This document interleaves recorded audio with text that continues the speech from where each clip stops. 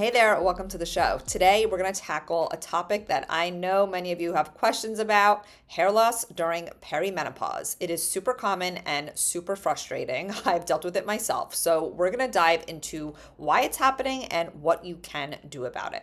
So one of the main reasons behind hair loss or hair thinning is, you guessed it, hormonal changes, specifically the drop in estrogen and progesterone levels. These hormones play a very big role in keeping your hair in its growth phase. So when their levels decline, as they do in perimenopause, the hair growth cycle shortens. So that means more hair falls out and less will grow back in. Additionally, for some women in this stage of life, they have an increase in androgens like DHEA and or testosterone. So when this happens, it can cause the hair follicles to shrink, leading to that thinning hair, especially at your temples and the crown of your head. Now, conversely, we can also see a decline in those hormones during this time, which can also cause hair loss. But like I always say, let's not blame everything on our hormones. Stress, nutritional deficiencies, viruses, illnesses, and thyroid issues can all be contributing factors to hair loss.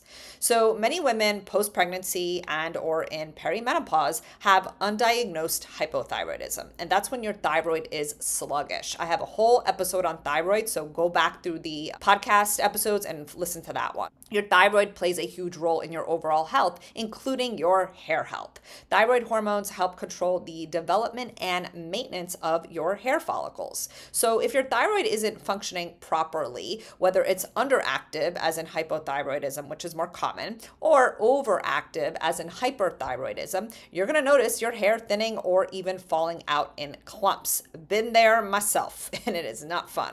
But it is especially important for women in perimenopause to keep an eye on their thyroid levels, because thyroid disorders are much more common during this time. It's why we recommend our clients get a full thyroid panel to truly see how their thyroid is functioning. And the unfortunate truth is that most doctors, even endocrinologists, are not ordering proper labs to really assess your thyroid.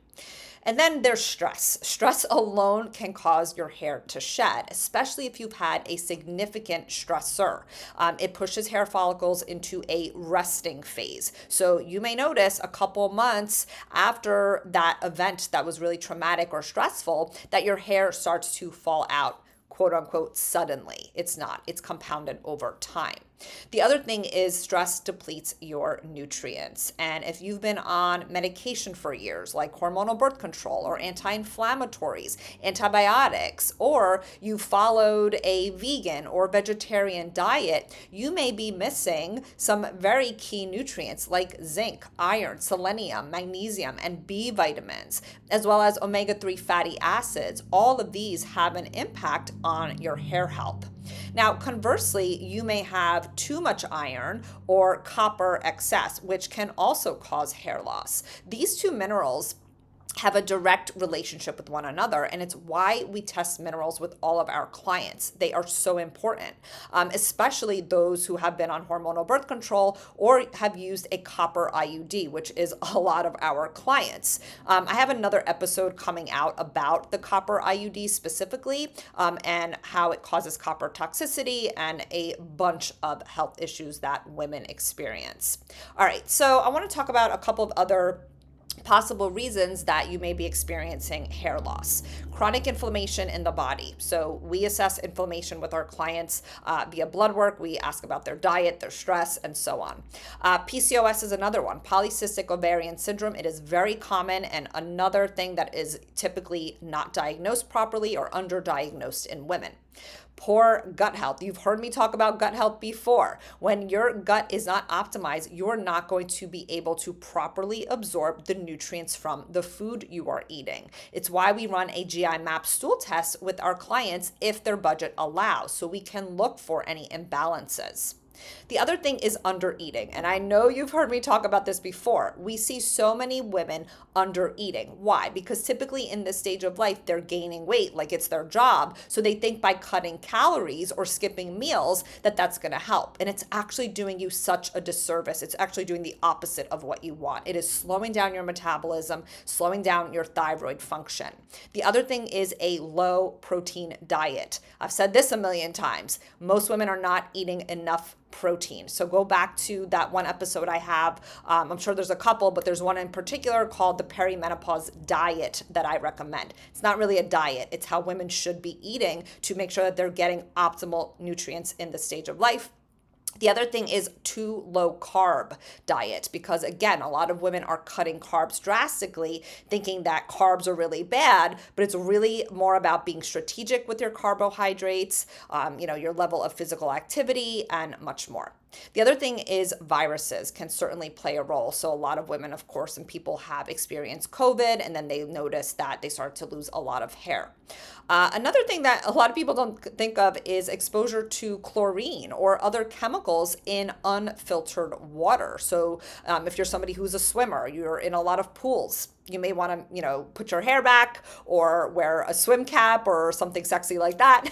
And then at home, you want to consider getting either like a house filter or even just a shower filter. And you can get those pretty reasonably priced on like Amazon, or I'm sure there's plenty of brands out there. Just do a little research. Another thing to consider is heavy metal toxicity like lead, mercury, aluminum. Mercury specifically is very common because many of us in our 40s and above have those mercury fillings or amalgams that years ago they thought they were totally safe, but now we know they are not. I personally had my mercury amalgams removed and replaced, but there is a very specific protocol that you want for that. And I recently had a dental hygienist on talking about oral health, and we talked about the removal of mercury amalgams and how to do it the right way. So make sure you go and listen to that if you have those in your mouth. And then the last thing I want to talk about is alopecia. This is an autoimmune condition, and that requires a lot of gut work, removing offending foods, making sure your nutrients are replenished, and addressing stress, trauma, and so on. All right, so now that you have an idea of what the causes of hair loss are, let's talk about some things that you can start to put into place to hopefully see some of that hair growth come back. So number one is focus on your diet. You've heard me talk about this ad nauseum. I will continue to beat this drum because our diet plays such a massive role, and people are eating processed foods, really just nutrient void foods nowadays because we're in a rush. We want things that are convenient, and it is not helping us. So make sure that you're getting plenty of quality vegetables and fruit. If you can afford organic, please opt for that when possible to avoid pesticides, and quality protein. Hair is made of keratin, which is a protein. So don't skimp on those healthy sources like eggs, lean meats, fish, seafood, legumes, and even organic soy. The other thing, and I know this is really hard, especially nowadays, is do your best to manage your stress more effectively. Now, I don't believe that we could all just be stress-free unless we're living on like some isolated island with like no news and nobody to bother us. A girl can dream, right? But, we all have stress, and there are ways that we can react to it. So your reaction to stress is really what's more important than the stress itself. So chronic stress can lead to increased cortisol, which of course can further mess with your hair growth.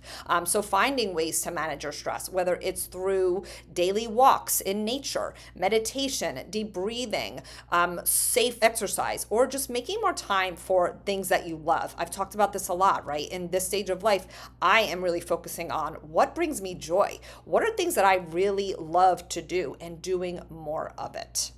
All right, the other thing is to use gentle hair care. So you want to avoid, really tight hairstyles, constantly keeping your hair back in like a ponytail, excessive heat, harsh chemical treatments, or dyeing it really frequently. And I know that's rough because at this stage of life, a lot of people are starting to get those grays in, and you want to cover them up. Maybe you go to an organic hair salon, or you do your own at home and use like an organic box, whatever you can do, whatever is feasible. You also want to switch to a more gentle sulfate-free and paraben-free shampoo, as well as conditioner. And those that are designed for thinning hair or hair loss. Instead of using a lot of these shampoos on the market that have really harsh chemicals that irritate your scalp and can weaken your hair growth over time. So I want to give you a couple brands to check out. I don't have any affiliation with any of these. I have not even used any of them. Well, I've used like one or two of them myself, but we've had some clients use them and they look like they're pretty clean. They get pretty good reviews. They are Inner Sense, Acure, Mill Creek, Virtue Labs, Vegamore, and Olaplex. I'm going to link to all of them in the show notes. But the other thing to think about is you want to increase your blood flow to your scalp. And you could do that by massaging it, have your partner do that, or do it yourself, brushing it, and of course, combing it, right? That's all going to stimulate that blood flow for growth. Then you want to address your nutritional imbalances. Obviously, I talked about that with food, but if you want to do a deeper dive, then yeah, you want to do some testing, right? So that you're not supplementing blindly. I believe nowadays, most of us needs to supplement whatever nutrients are lost. You may not be getting enough zinc. You may not be getting enough iron, magnesium, B vitamins, things like that. And you don't just want to supplement blindly because you may end up taking something that you don't need and it can cause further issues down the line. And then, of course, you want to address your gut dysfunction. So, gut bacteria imbalances, also known as dysbiosis, gut inflammation, gut infections like H. pylori. If you lack or have low digestive enzymes or stomach acid, this is very common in this stage of life, then, consider working with us to get a GI map stool test with a personalized protocol to address those imbalances. And then the last thing is you want to optimize your hormones, which of course is in line with all this. It's not at the bottom of the list. It's one of the most important, and that may look like, of course, making all these food and lifestyle changes, but also considering hormone replacement therapy. I'm a fan, I use it myself.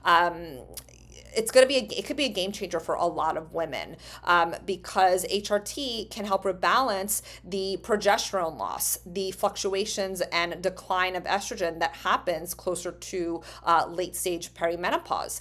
And it can also help with other symptoms, as you know, like hot flashes, mood swings, sleep disturbances, even the weight gain.